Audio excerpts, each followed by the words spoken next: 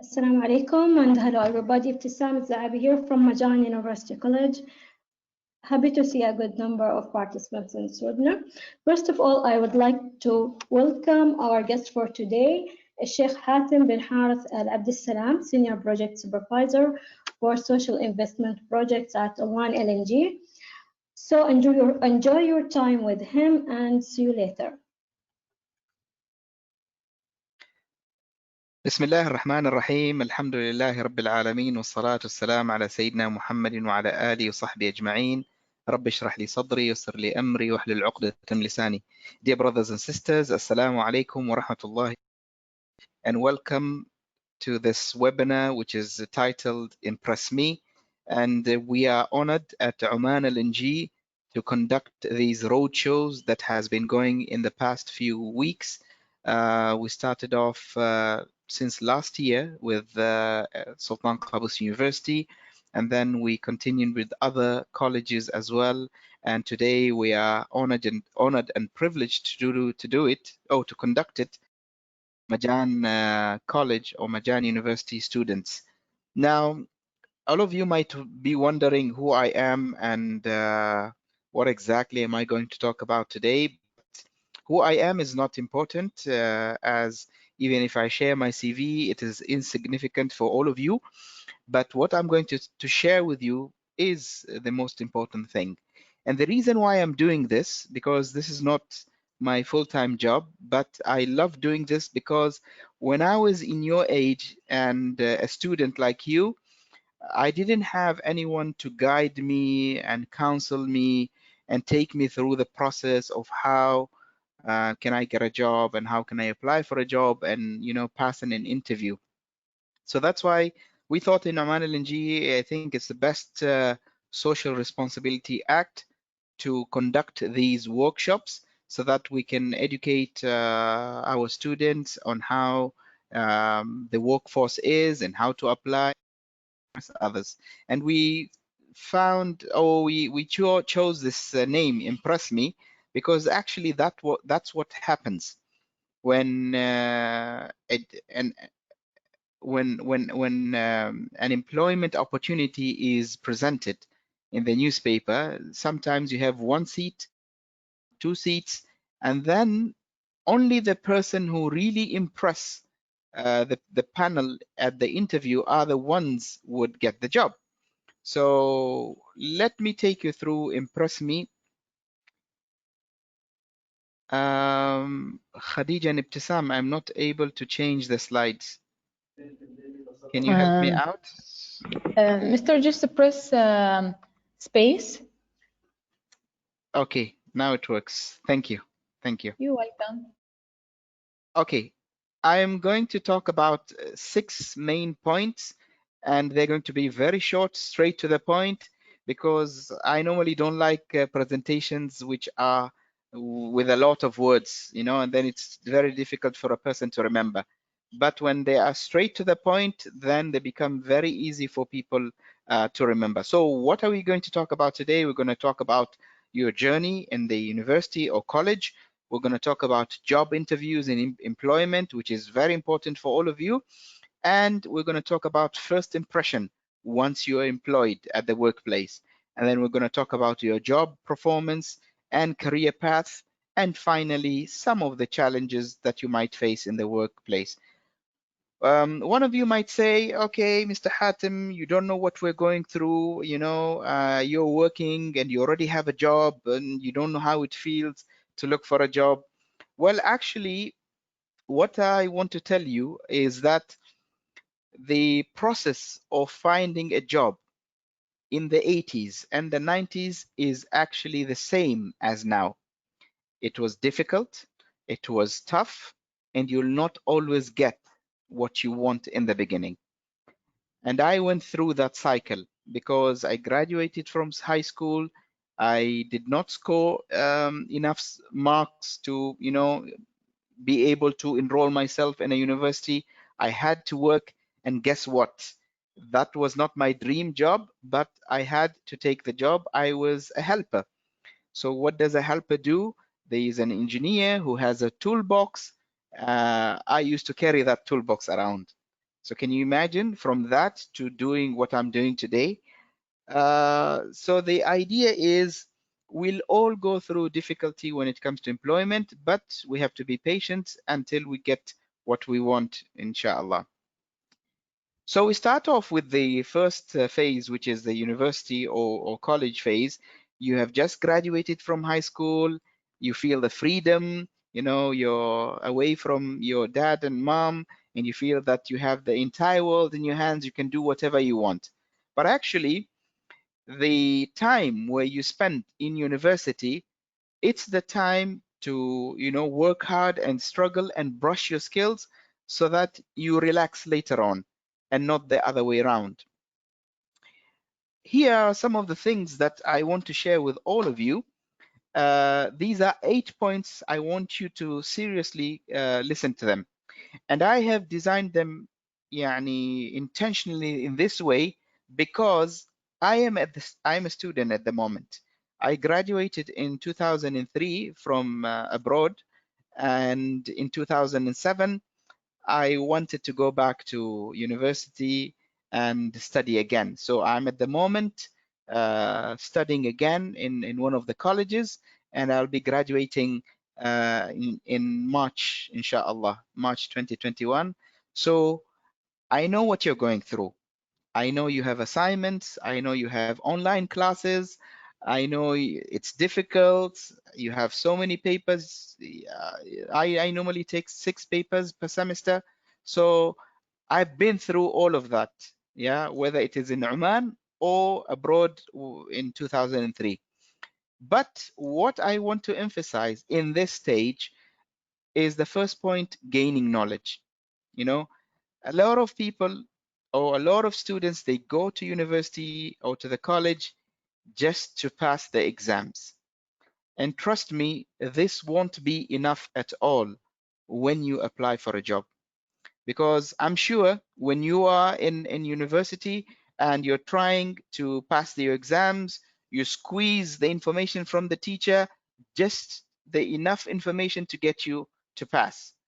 But when you go to an interview and let's say you're a graduate of engineering, you will be asked about every single thing that has to do with engineering and not only what came in your exams. So basically, you have to distinguish yourself from other students that you really know what you studied and not only you managed to pass the exam. The next thing is academic performance. As you know, when we advertise for a job, almost 800, 2,000 people apply for that one job. How do companies like Oman LNG, the company I work for, how are they able to look into all these CVs? They don't. They filter them. And one of the criteria to filter them is academic performance, your GPA. So it is very important for you to gain knowledge, to know what you're studying, but at the same time to have a very high performance in your academia. But I just want to remind you that academic performance is not the scale. It is not everything, because it might get you a job in the beginning, but after the interview, once you start your job, nobody's going to look at your GPA. So it won't make a difference. So it's very important for you to get a high GPA to be able to secure a position in an interview, but at the same time, don't forget to gain knowledge. Number 3 is public relation. You know, take advantage of the time that you are in the university to get to know everybody, to have good relations with your lecturers, with the admin people, with the students, because guess what? You never know who you might need in the future. And if you notice today, majority of the ministers in Oman are graduates from SQU.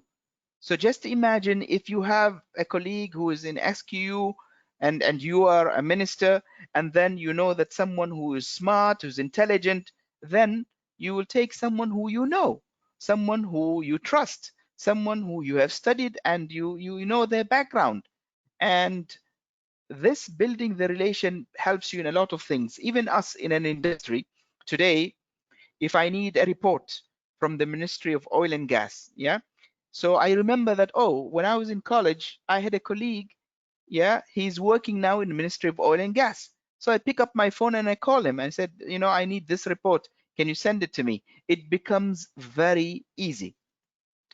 The next thing is that you have to be a distinct student, and you have to have a charisma.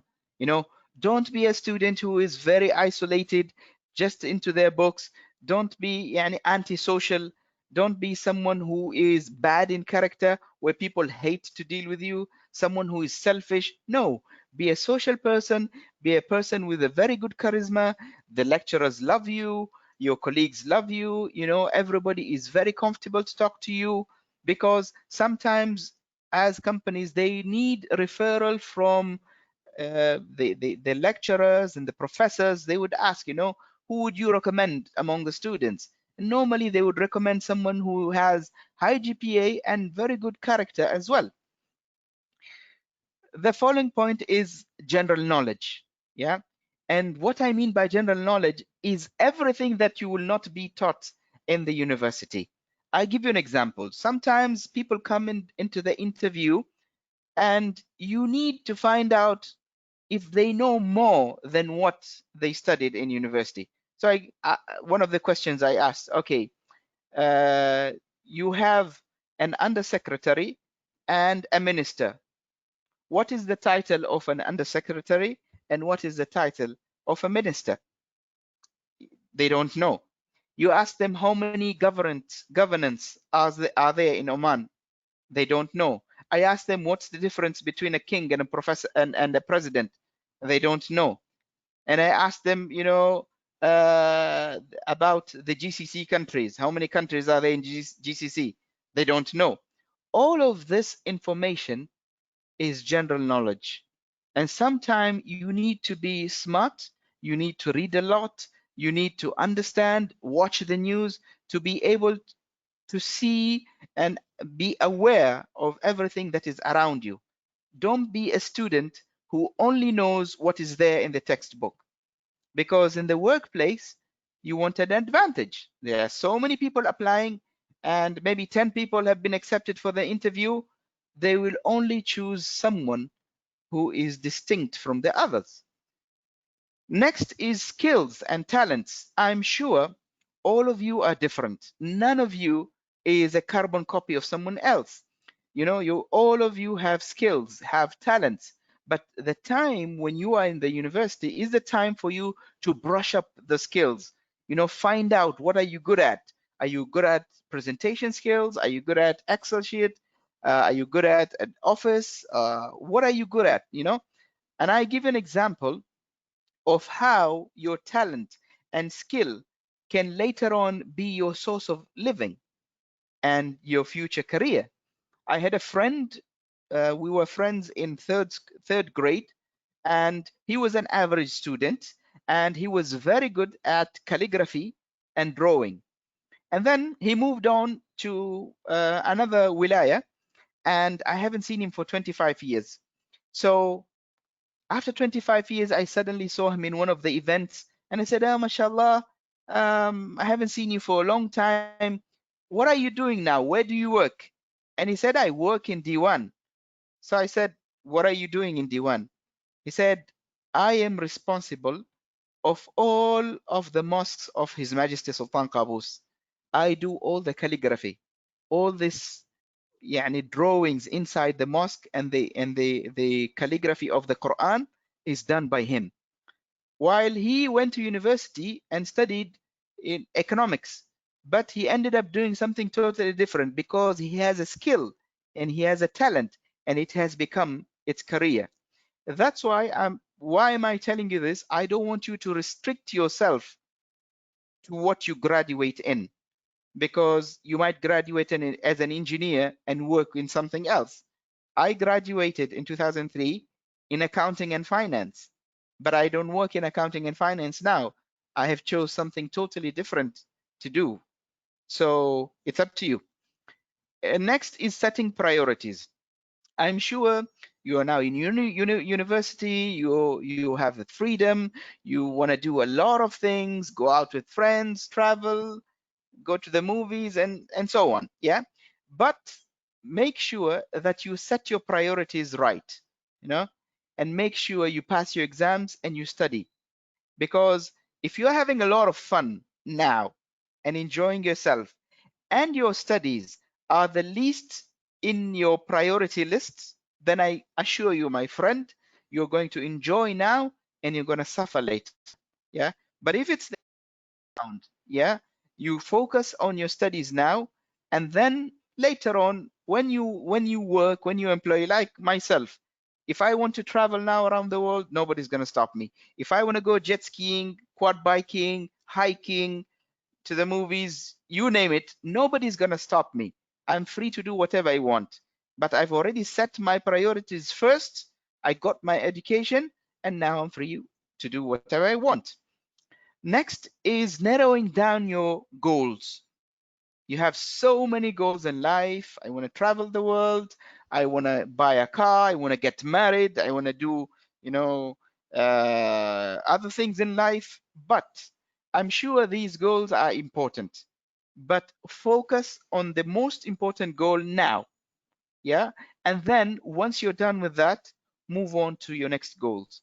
If you have so many goals in life, it's very hard for you to focus, and you'll end up not achieving even a single goal.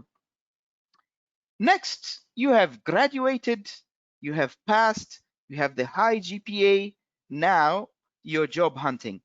Okay, you're looking for a job, and it is very, very depressing to see a lot of people are looking for a job, and almost 60,000 students graduate from high school every year, and the number is increasing. Okay, and it's almost half of that number is graduating from the university every year. So how can I compete? Where do I look? Where do I apply? What do I do? I'll tell you. The first thing you need to know after you graduate, you had your qualification, your high GPA, the first thing is to have a goal. What do you want in life? What is the perfect job for you? What is the organization of your dream? And I take you back to the year 2000. When I was a student abroad, we were staying in an apartment. We were 12 students, and we were having dinner together. And we were about our dreams, aspirations. And I said to my friends, I heard there's a new company in Oman. It's called Oman LNG, and I want to work in this company. This is my dream company. And they all laughed, and they say, no, I don't think so. Why are they going to take you? And today I remind them whenever I see them that, guess what? I am working for Oman LNG. So it is very important to have an intention and to have a goal. The people who are applying everywhere, yeah, and they just don't know what they want, it's a big problem. Yeah, because you are not focused, and when you are not focused, you can't be efficient. And I don't say that wait for your dream job to come. I worked in almost 5 companies before getting my dream job of Oman LNG. So you have to start somewhere. You have to start somewhere, but with the vision that this is my goal. Sometimes in interviews, I asked students, okay, in this company, Oman LNG, there are so many departments. You have finance, you have admin, you have HR, you have marketing. What would be your dream job? And they respond to me, ما أعرف أي شيء. I don't know anything. And I said, okay, would you like to work in the morning, or would you like a shift duty? I don't know. Would you like to work here? Would you like to work in the desert? I don't know. What is your dream package, your salary? ما أعرف. I don't know. And this is a problem. you will automatically put off the people in the interview. They will say, if this guy doesn't know what he wants in life, I don't think we can take him. This brings me to the next point, which is techniques. You as a student, you are approaching an interview. You have been called, that you have been filtered and shortlisted for an interview. Okay, the interview is next week. What should you do? What should you learn? Find out. And mashallah, the net, the YouTube is an ocean where you have books, you have videos on how to pass interviews, on how techniques of interviews, and the most important technique is listening and body language. The moment you enter an interview, you should be able to know who is the decision maker from the panel. You know, you should be able to determine the response I give to them, is it sufficient or no? Yani the answer to their question, is it enough or not? I give an example. If I am the interviewer and I ask you, what is the business of Oman LNG?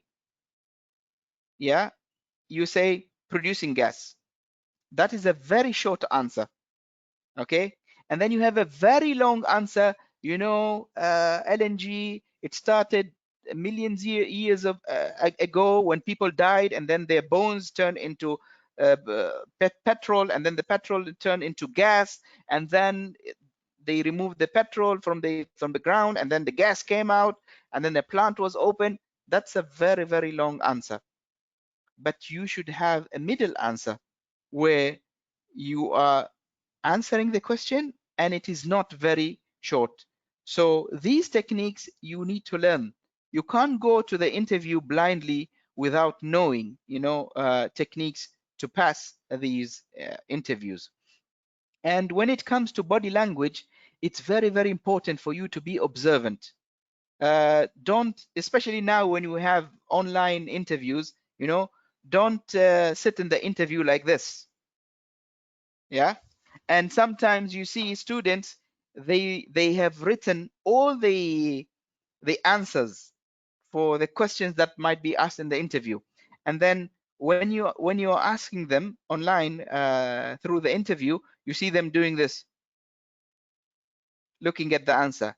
Automatically, me doing the interview, I would know that this person, you know, he's not speaking from his heart and mind.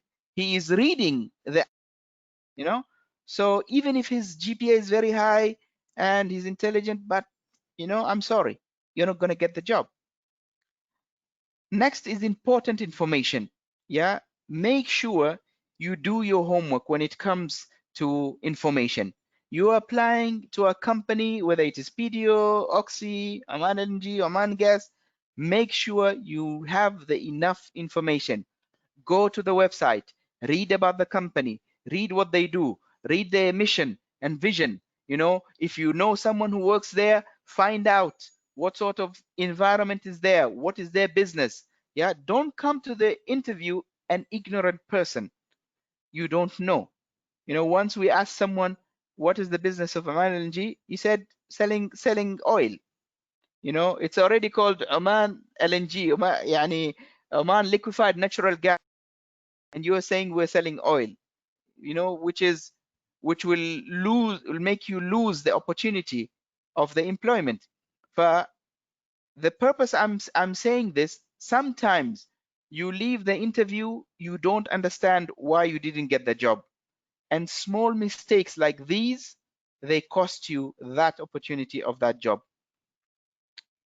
Next is appearance, looks, and personality. Yeah? It is very important, my dear brothers and sisters, to look smart.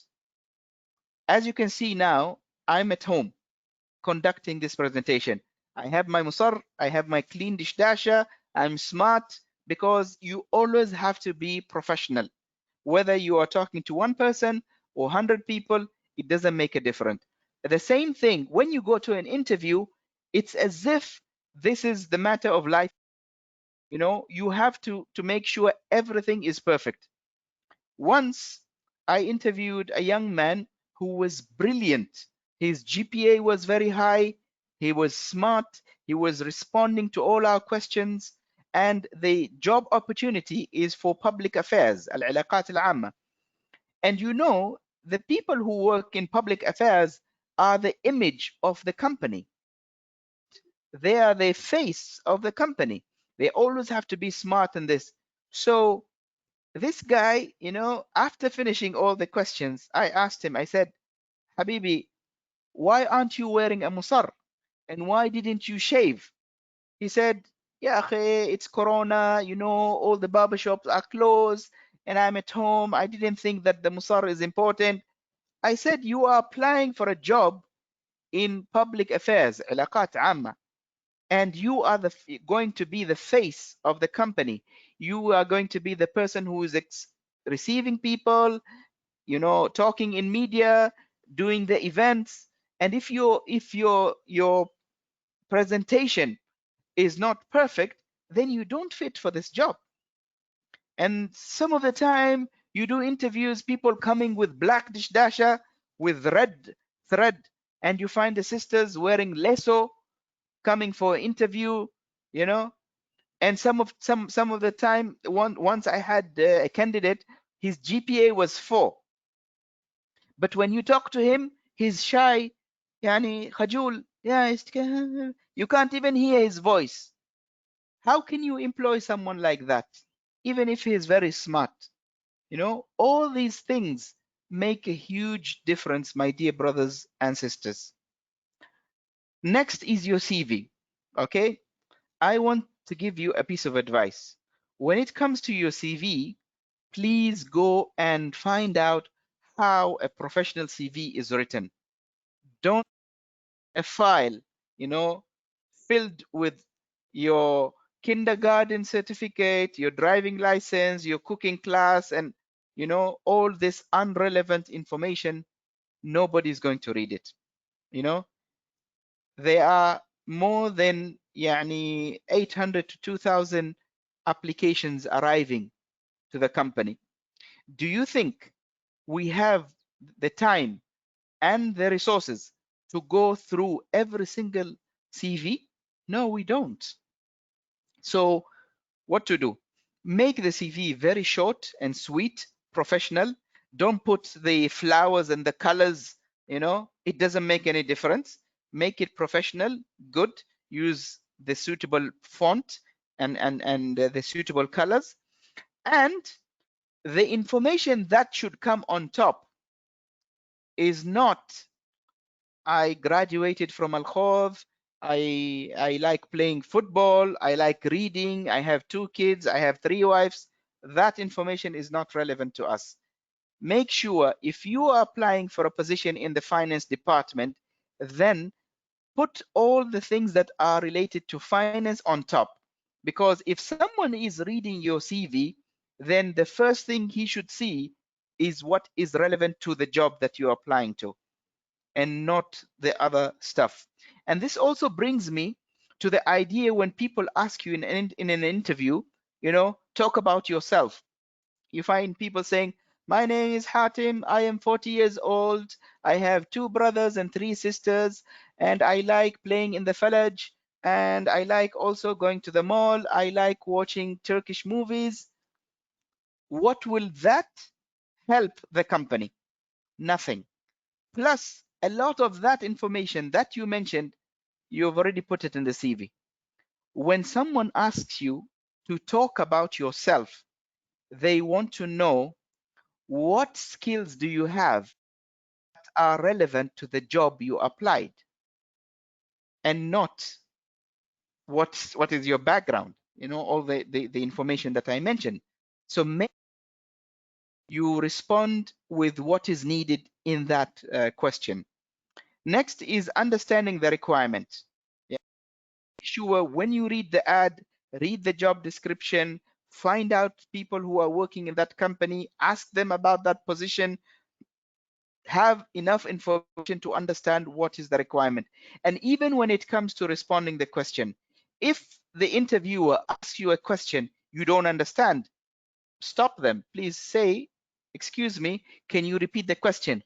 Or can you elaborate the question more? it is better for you to ask them to elaborate more on the question than to give a bluffing answer. You know, don't just say anything, because that will automatically get you a negative point in your results. And then market yourself. You are like this bottle of water, okay? You are a product, and if you don't market yourself, if you don't impress yourself, then you're not going to get the job. I know a very talented young man who works for Oman LNG. He entered the panel of Oman LNG, okay, the interview, and actually they told him in the interview that we already have someone who is better than you.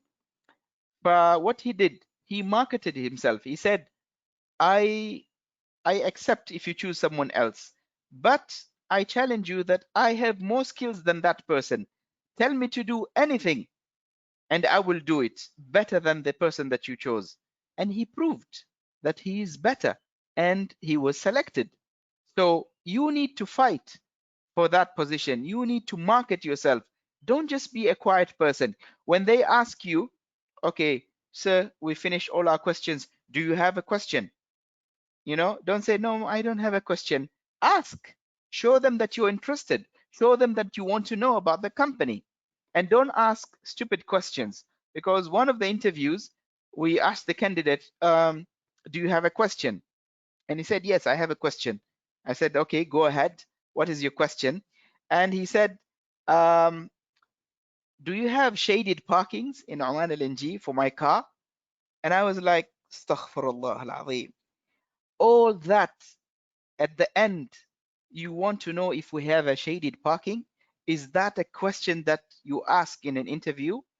Well, unfortunately, he didn't get the job. And the last point is the last impression. It is not always the case that you will get that job in that interview, but maybe you'll get something else. But what I want to tell you is always leave the best impression before you leave, because these people will always remember you. And it happened to us where we have two good candidates. Yeah, they're all perfect, but we chose one of them and we had to say sorry to the other.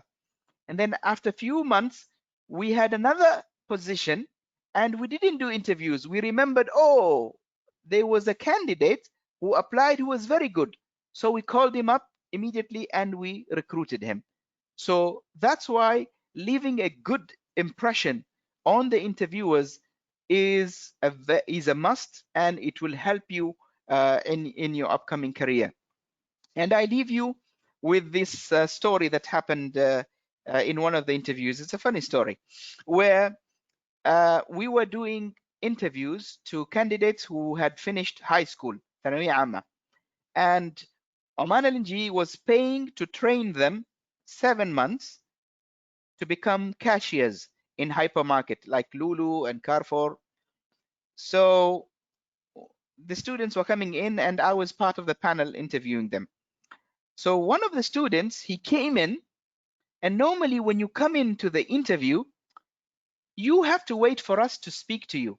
I mean, you can say salam alaikum and then sit, but we have to start the interview. We are the ones to ask the questions and not you. So he came in, he sat this way and he said, you know what? I don't need training. Just give me 700 riyals and give me the job and I'll do it. I don't need trading. And I was very angry because of this attitude. And I said, okay, I have a deal for you. I will give you the 700 riyals, but I'm going to ask you one question. If you answer that question, you don't have to go to training and you're going to get the job with 700 riyals. Although the position that we are offering them is 400 riyals. He said, okay, I'm ready. I said, okay. I told him, you are a salesman. You're working in an hypermarket. You're selling mobile phones. And this is a mobile phone. I'm the customer. This mobile phone is 100 riyals, and the hypermarket is offering 20% discount. So how much should I pay for this mobile? And I gave him a calculator. I said, this is a calculator, tfaddal. And he sat there and he sat more than 10 minutes trying to find out what is 20% of 100. And then I asked him with a smile, so do you need training or you don't?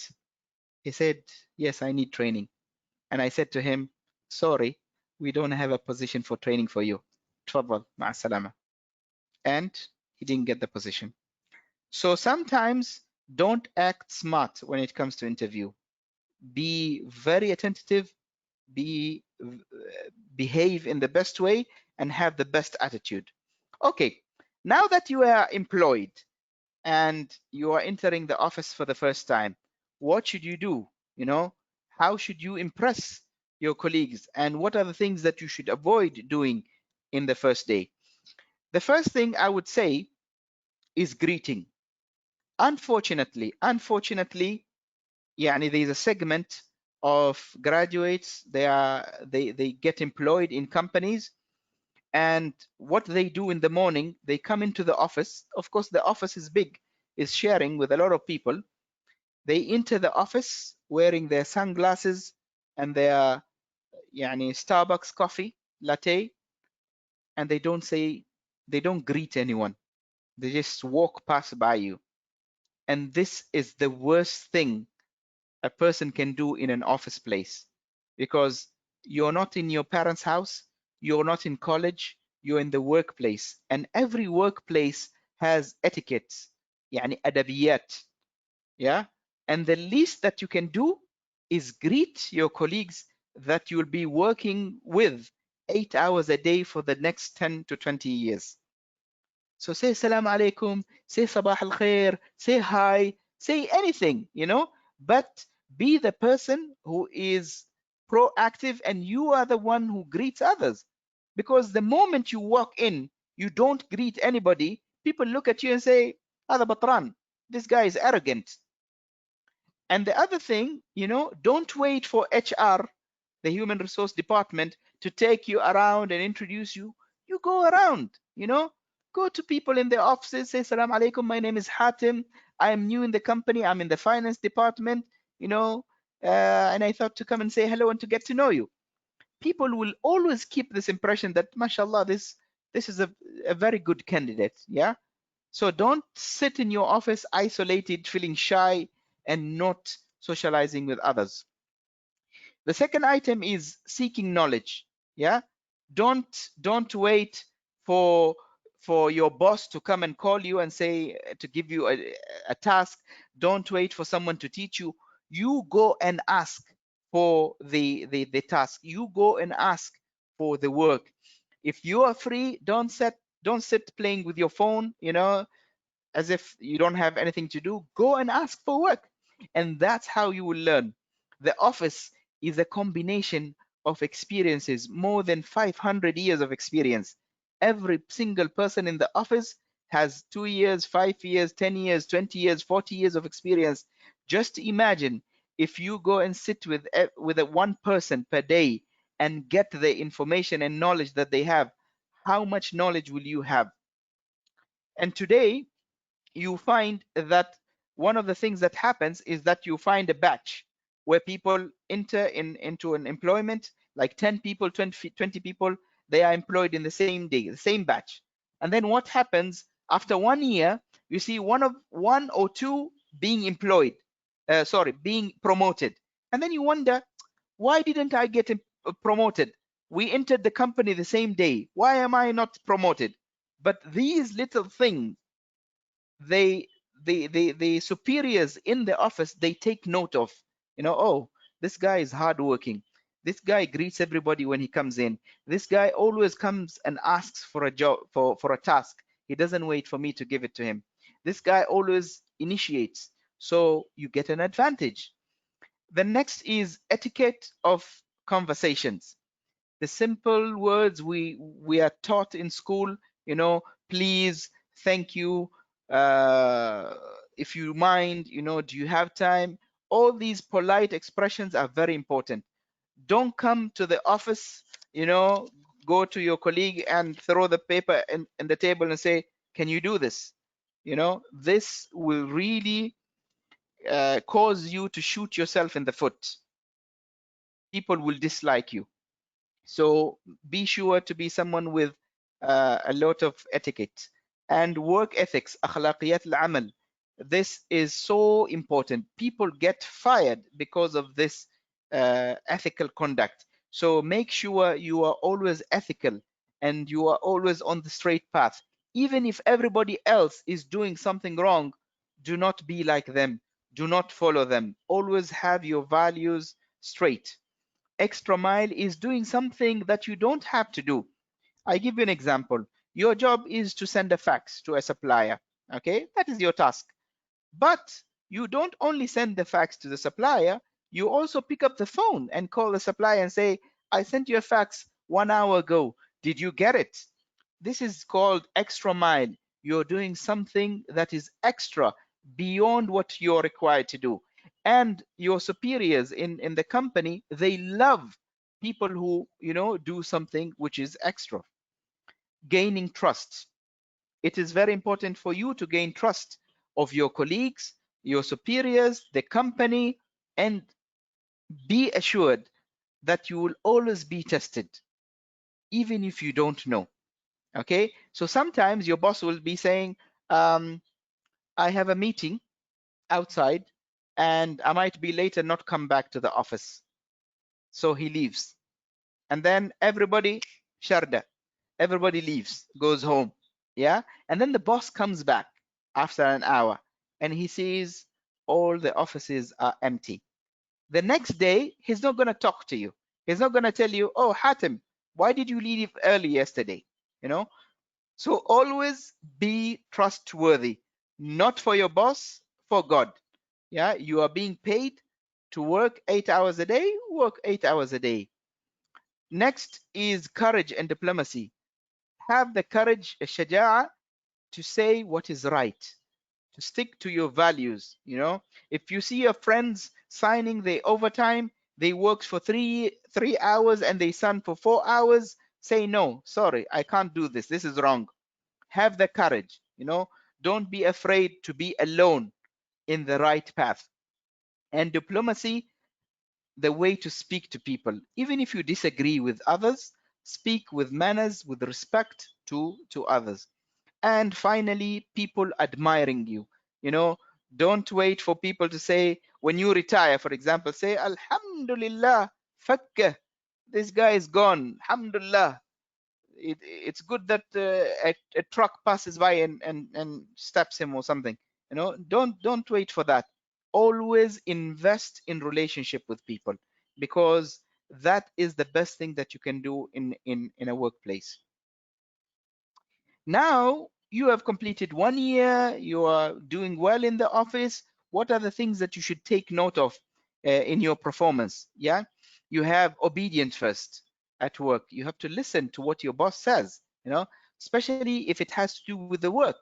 And one of the enemies of a workplace is when an employee says, this is not my job.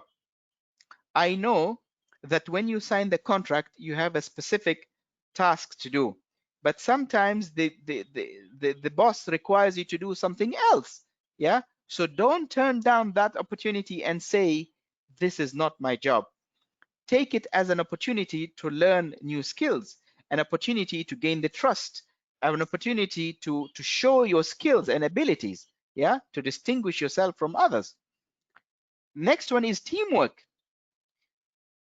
A company is the enemy of someone who is selfish, who only wants to work alone, who only wants to shine alone, who don't want to work with other people, who don't want to get into the team. You know, he is always selfish.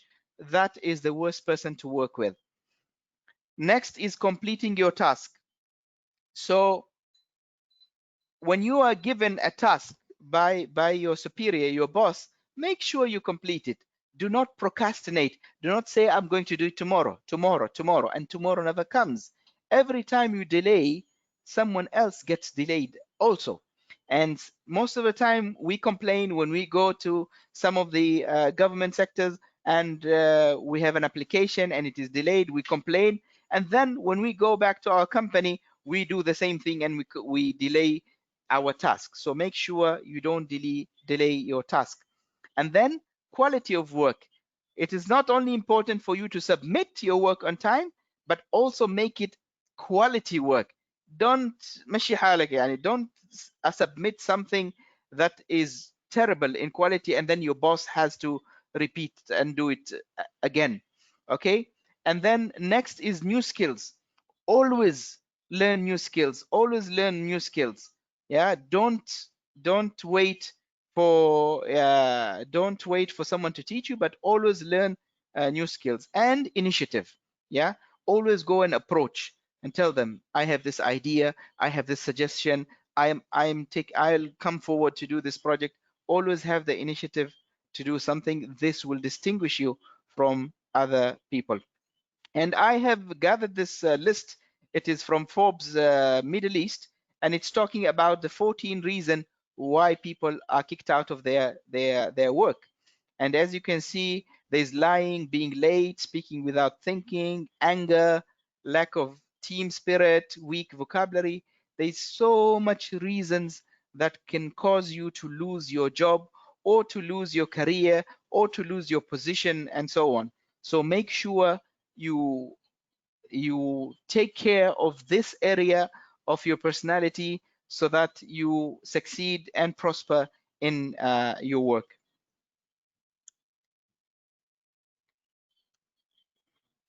Next, this slide is not for everybody.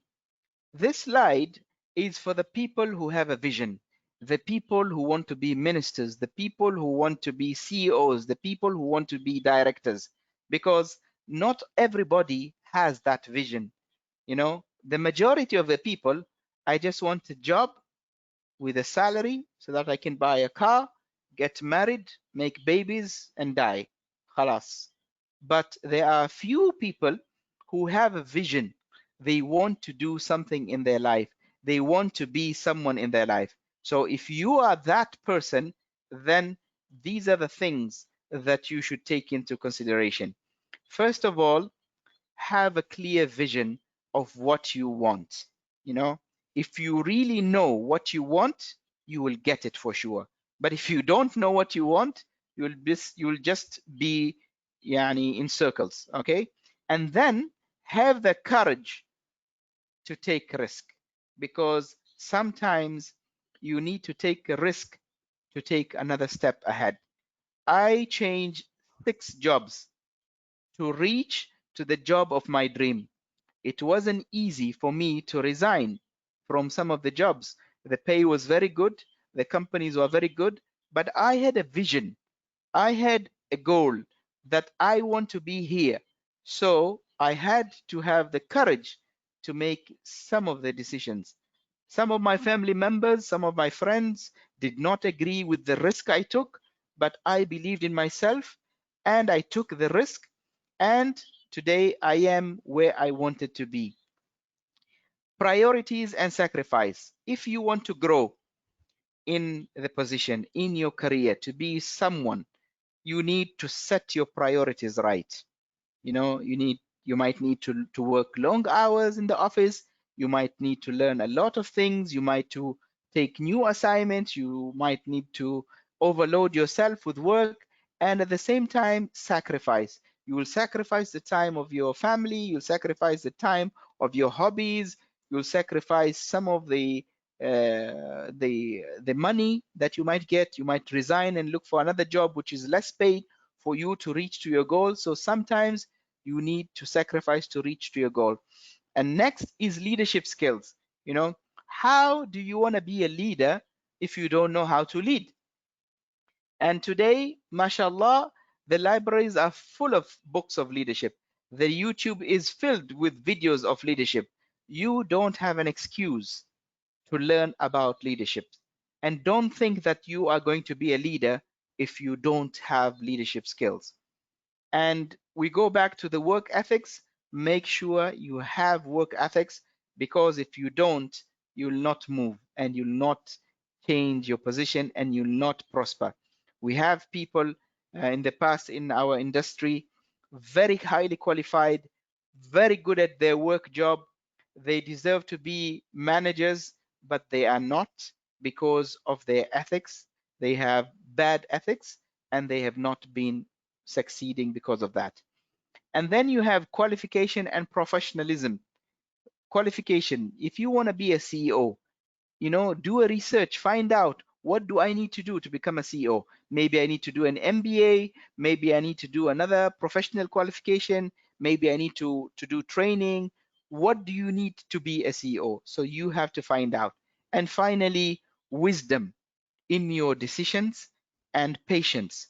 Wait until you get that moment of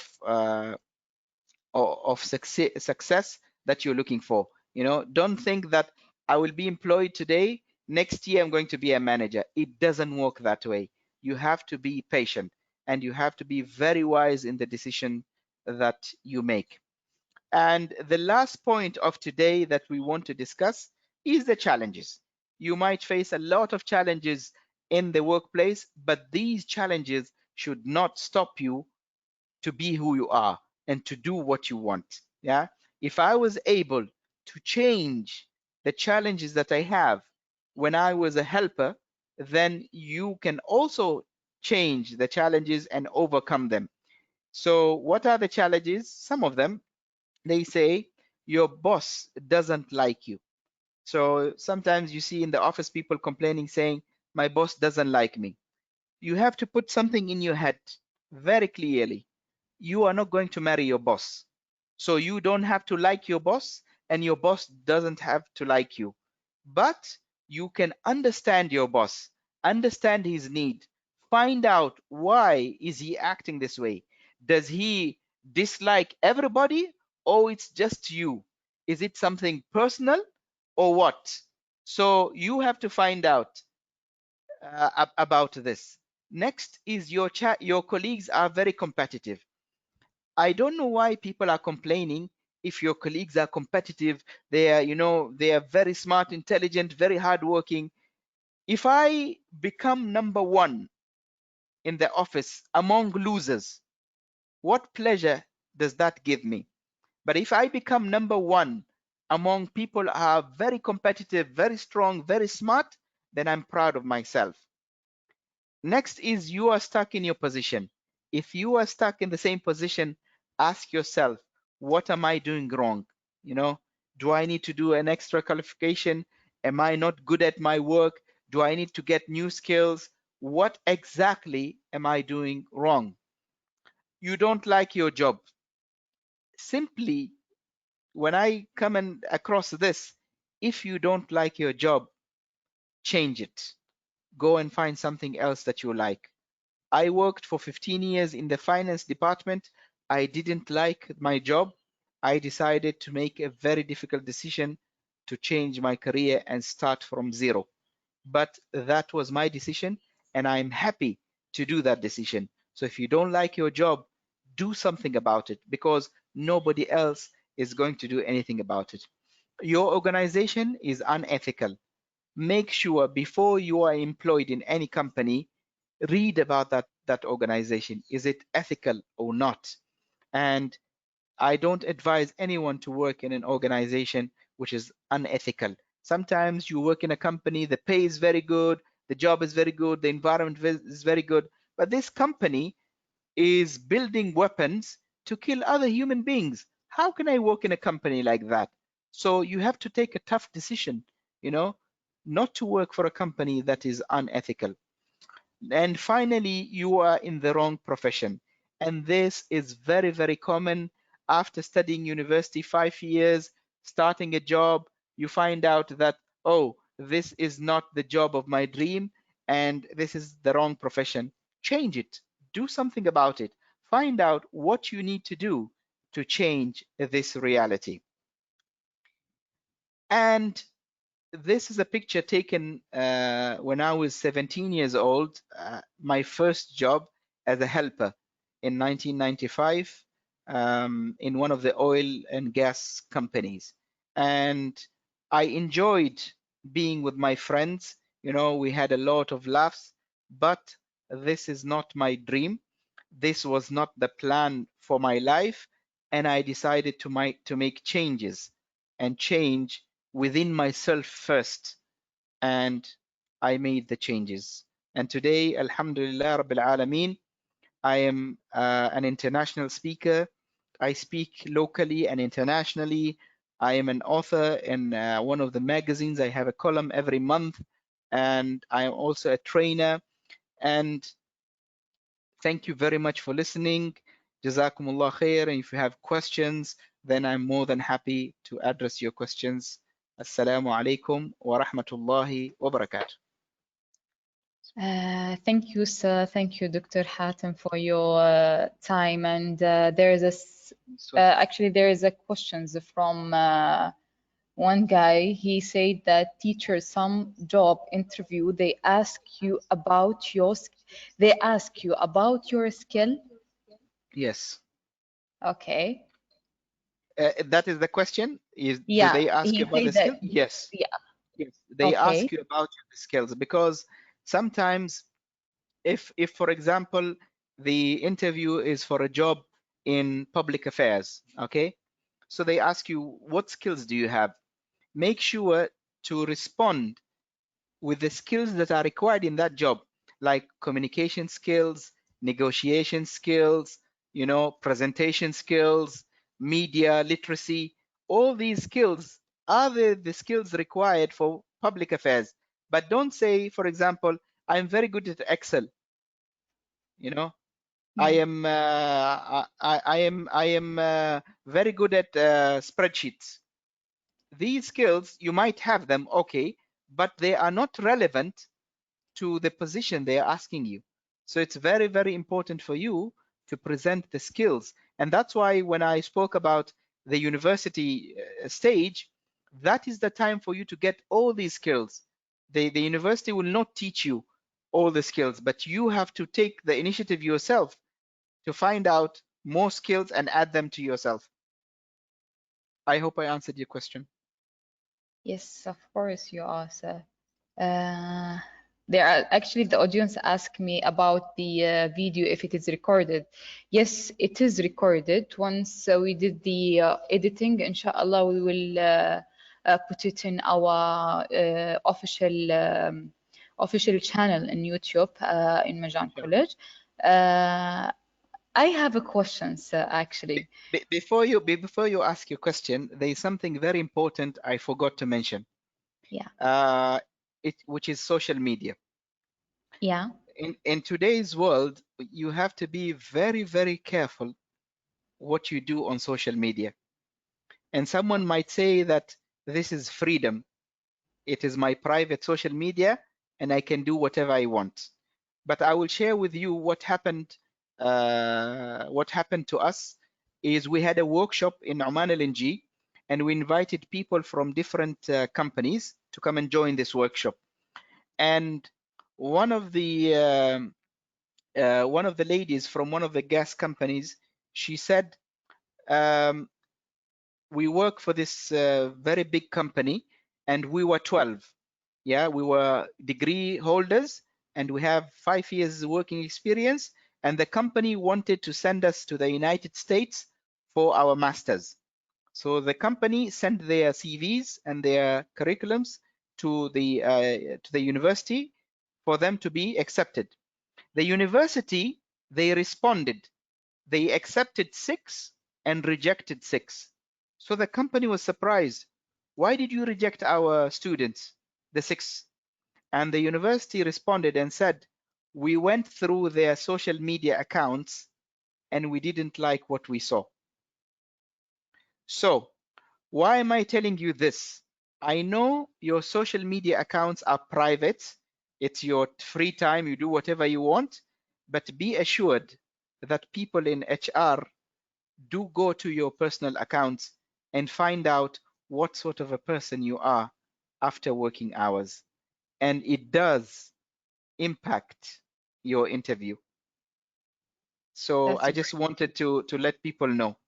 okay. Now you can ask me a question. Yes. No. Actually, I will ask the audience the questions, then I will ask my questions. One of Okay. audience says that if they ask me in the interview why we will take you, how can I answer this question? Yes, again, this is a very good question. Why we will take you? Here is the time you show how you are distinct from others. Yani, if they ask you why should we take you, you know that all of them will say, I am hardworking, I am a good learner, and this the traditional way. You say something that is extraordinary. For example, if you're applying for a position in engineering, yeah, if they ask you a question, why they should take us, I would respond to them, because I know the technology is used in Oman LNG. I have a background on that. I have an advantage of other students. I can tell you, Oman LNG, what equipment they're using, what technology, what sort of engineering, what is the process, you know, market yourself. You are selling yourself to them. So if you can't impress them with the skills and the knowledge that you have, they will go for someone else. But don't give them the traditional answer, I am hardworking, I am a fast learner. This is all khalas, mustanzaf. Everybody is saying the same thing. Say something that is extraordinary, that really reflects who you are. I hope I answered the question. Okay. Another question says that I have 2 degree. I mean, I guess, she has 2 degree of them for German languages, and she appealed to giving the company this degree.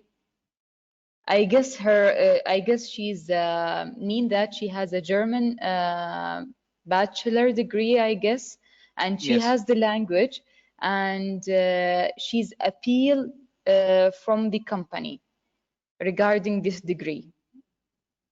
So It means in that this, the company refused her degree, I or guess, what? yeah, I guess, yes. This has to be, this is an issue, has to be addressed by the Ministry of Higher Education, because when Okay. students are being sent, it is stamped by the ministry. So someone should not be rejected. And she can even go and complain if her qualification is stamped by the ministry and approved. Why should a company reject it? So sometimes some companies act unethically. يعني they don't give people fair chance. But you always know that you are living in a country that has rights, and you always go and ask for your right. It has to be a solid reason why they rejected your qualification, but always apply. Don't think Yeah. twice. Yeah. Apply. Another question says that I have 15 years experience, and she tired recently for certain an interview, but she did not success. Uh, wait. And she did not success and not sure about the reasons. Although I have a good background and my appearance and answer were good. What your device, please? I wasn't there in the interview, honestly. I couldn't say yes or no, but there is a possibility always that you did perfect, you did very well, but there is always someone better than you. And that is the case normally, is that you find yourself, you've done well, but you are not selected because there is someone maybe added one little thing more than you. And this is the reason why we do this type of workshops, so that when you enter the interview, you are fully prepared in everything. I give you an example. When I do interviews, sometimes I ask questions that are irritating. Yeah, I ask the candidates questions that are irritating. They have nothing to do with the job, but it's an outside question. Like I read their CV and I find something in the CV and I ask them about it. For example, if someone did a diploma and then they did not continue a degree and they applied for a job for a diploma. So I will ask them a question like, Why didn't you continue a degree? You thought it's not important? Or you already have enough knowledge? It's a very provocative question, irritating. يعني سؤال يرفع الضغط. I am doing this intentionally. I want to see his temper. His voice changes, his face changes, his attitude changes, or he smiles and he responds to me. You understand, yeah? There's the people who are doing interviews now, they're being certified interviewers. يعني في دورة خاصة للناس اللي يقوموا بالمقابلات. There's a special training for people who conduct interviews, and they teach you in these trainings how to provoke the candidates and how to make them angry so that you see what type of a person they are. So that's why it's very, very important for students to be very careful, to be very calm, and to respond to the question with a smile. Don't be angry. Even if they ask you a personal question, don't be angry. Don't be upset, because they don't know you. They have nothing against you, but it's just part of the technique of the interview. So I would advise the sister to brush up on her skills, to find out, you know, to learn more skills. Yeah. Inshallah. Inshallah. My question is, sir, let's just stay away from the interviews. If the organization, and I did very well in the organization, sometimes a good words from my boss or from my colleagues, it is very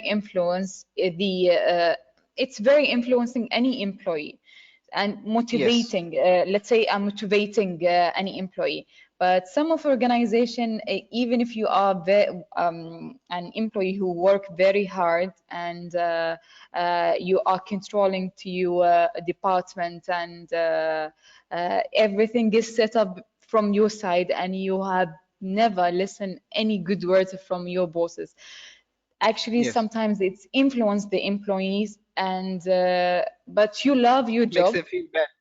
Yeah, you love your job, and every day when you wake up, you have the energy to go your office and start working. But when you see this kind of attitude, it's actually it gives you an bad impact in your. Actually, it influences you in somehow. I don't know why. So how can we deal with this? You know, let's say emotional or these kind of influences, يعني. A very, very good question. And I will tell you my personal experience with the companies that I worked for that were very bad, and they never encouraged me at all. And one of them, you know, when I was a helper, I wanted to take a loan and go to the United States to study engineering and to become an engineer.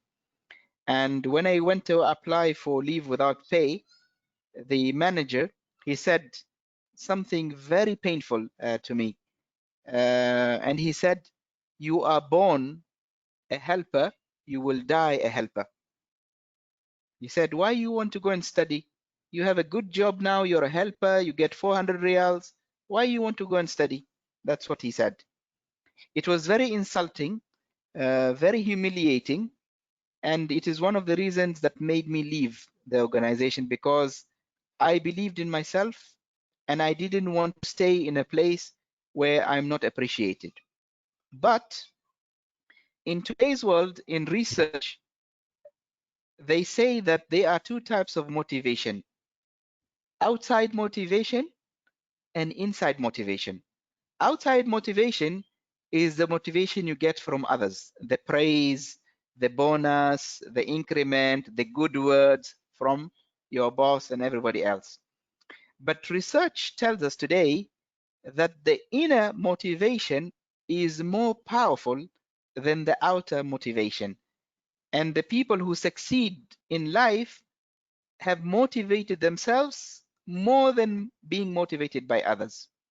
So when I read this, I become very impressed and I decided to try it on myself. So every 6 months, every 1 year, I take myself for dinner. I go to a fancy restaurant, I buy a new mobile phone for myself. And in one of the years, I bought a new car for myself, and I said, Hatim, well done, mashallah, you're a very good employee, and this is your reward. I do it to myself. And I realized that I became better, and I'm not waiting for anyone to praise me. If my boss says thank you, okay. If he doesn't say, doesn't make a difference to me. I continue and I succeed and I become better, and I prove to them that I don't need you. I don't need your thank you. I don't need your praise. This is me. I've tried it and it works. So I would advise you to pamper yourself, to give gifts to yourself, to say good words to yourself, and see what will happen. Sure. And Thank you, sir. never let anyone in this world tell you who you are. You know who you are. You're very good. You're very intelligent. You're smart. Don't let anybody get you down. Yeah, you just focus on what you're doing and carry on. I hope I answered your question. Of course you are. Thank you, sir. Thank you for the audience who are attending. Thank you so much, sir. Thank you so much for your time. It's very, very impressed. Actually, each word that is it has been written in your presentation, and what you say, it is very impressed for us, and it was very useful. And I hope the audience are, see that interesting and take the benefit from this session. Abdissalaam, do you want to say anything? Are you there? Yes, Khadija, welcome. Welcome again. A big thanks for Shaikh Hatim and Abdissalaam for this presentation. Well, I like it. We appreciate you making time in your busy schedule for this webinar. Our audience also thank you for your time and attention. Don't forget to follow us on our social media accounts and stay safe. Wassalamu alaikum wa rahmatullahi wa barakatuh. Wa alaikum assalam. Shukran jazilan kulkum. Shukran. Thank you so much. العفو أستاذ.